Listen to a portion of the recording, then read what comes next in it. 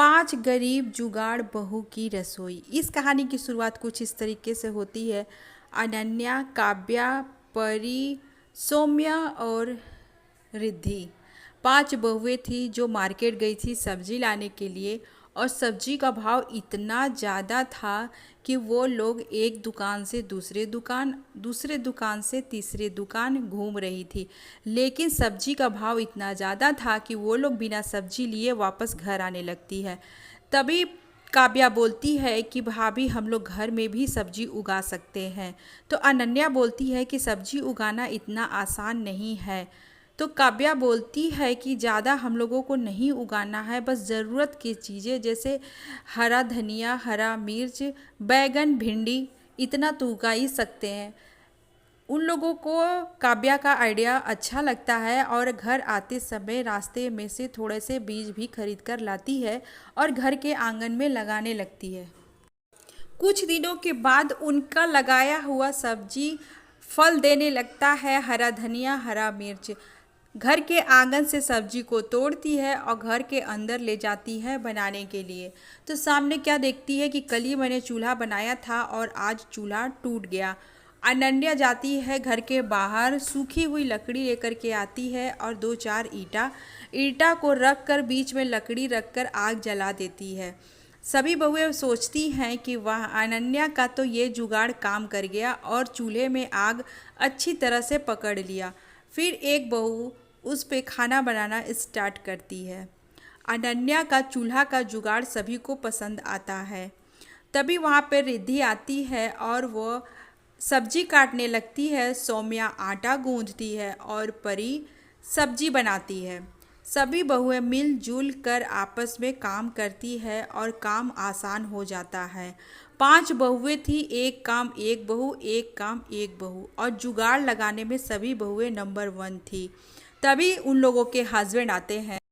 गांव में काम न होने के कारण वो लोग शहर में जाकर कुछ काम करना चाहते थे। तभी अनन्या उन लोगों को रोकते हुए बोलती है कि आप लोग जितना भी कमाते हैं उतना में 2 वक्त का खाना हो जाता है, तो बाहर जाने की ज़रूरत नहीं है। लेकिन पांचों के पति मानते नहीं हैं और अपनी अपनी पत्नियों से गले मिलते हैं और अगली ही बस पकड़कर शहर चले जाते हैं कमाने के लिए।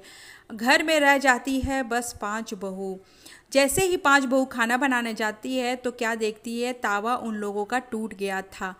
तो परी कढ़ाई रखती है और बोलती है कि भाभी तावा टूट गया तो कोई बात नहीं है, हम लोग भूखे नहीं रहेंगे, हम लोग रोटी कढ़ाई में बनाएंगे। और कढ़ाई को चूल्हे पे रख देती है और एक साथ 4-5 रोटी कढ़ाई में डालती है। आंच बराबर लगने की वजह से 4-5 रोटी इकट्ठे बनकर तैयार होता है।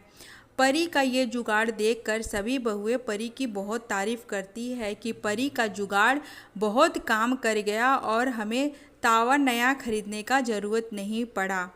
सौम्या सब्जी बना रही थी और टेंशन में थी। उसके टेंशन में समझ में नहीं आया और लाल मिर्ची थोड़ा ज़्यादा डाल देती है।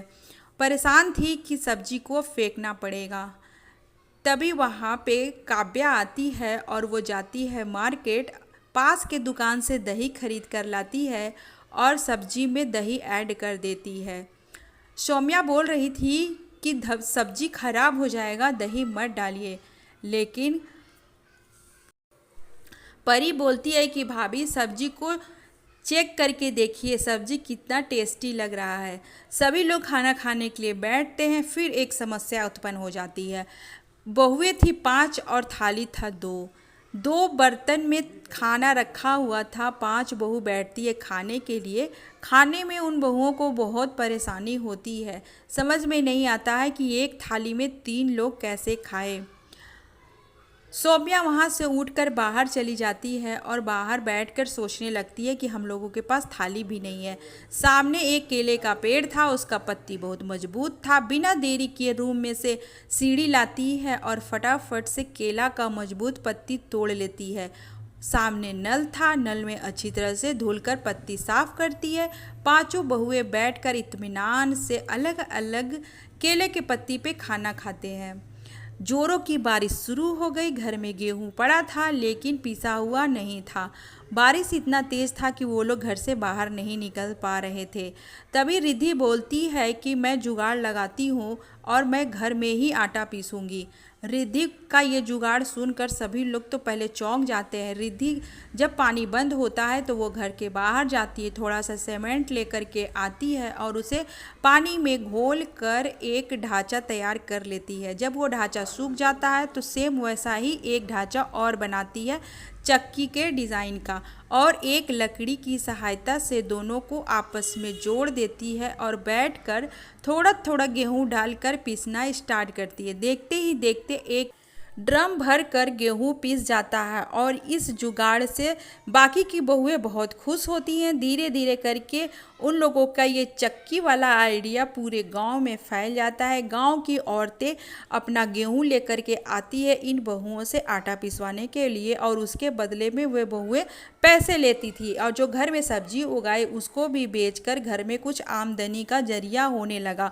धीरे धीरे करके इन लोगों का ज़िंदगी सुधरने लगा। अनन्या चटनी पीस रही थी और मन में सोच रही थी कि हम लोगों की ज़िंदगी तो भाई जैसे तैसे बीत रही है और आमदनी भी कुछ होने लगी है। पता नहीं हम लोगों के हस्बैंड कब आएंगे। धीरे धीरे 5 महीना हो गया, पता नहीं किस हालत में है।